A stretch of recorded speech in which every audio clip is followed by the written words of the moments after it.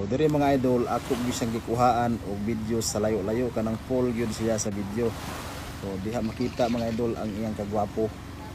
Grabe gyud kagwapo mga idol.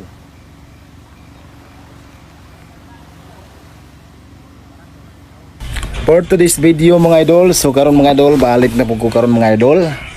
Ang akong purpose karon mga idol, kuhaan ako og gwapo gyud nga posisyon nga pag-video kaning MB Salonera Oriel.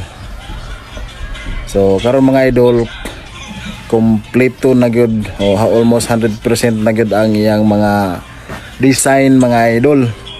Ngani ang gitrabaho karon nila is electrical. So bago pa pud nahuman ang electrical. So nara kay gamay nga ilang gipang finish kang gadud diha sa taas. So ako karong ipakita sa inyo mga idol ang mga gwapo gyud nga kuha gyud aning MB Salonera Oriel. So ato ni siyang videohan mga idol nga adto sa layo-layo ba. Tawad mga idol. So niya pa ko diri sa duol. Okay, grabe gyud mga idol. Gwapo na gyud kaayo mga idol nga maon na nina human na gyud pag pintal. Grabe oh. Musian pag ni kagwapo mga idol ka ako ning ilayo-layo ba. Kuhaan gyud ako ning gwapo nga anggulo ba. So tanawa na lang ninyo mga idol ning akong video ha. Dili anay ko musaka sa taas.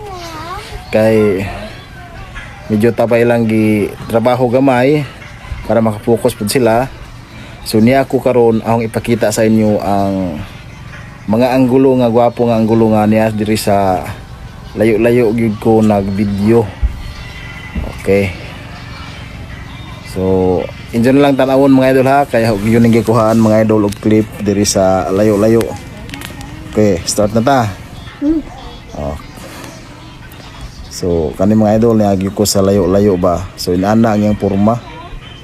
Wow, grabe oh. Solid na solid gyud. Dah. Ikaw diha nga nagtan-aw idol, unsa may mong lantaw diha ni nga sakayan mga idol. Sa design pa lang mapapawaw nang gyud ka mga idol, di ba? Diha. Palayo na to gamay oh. Wow, grabe ka solid gyud oh.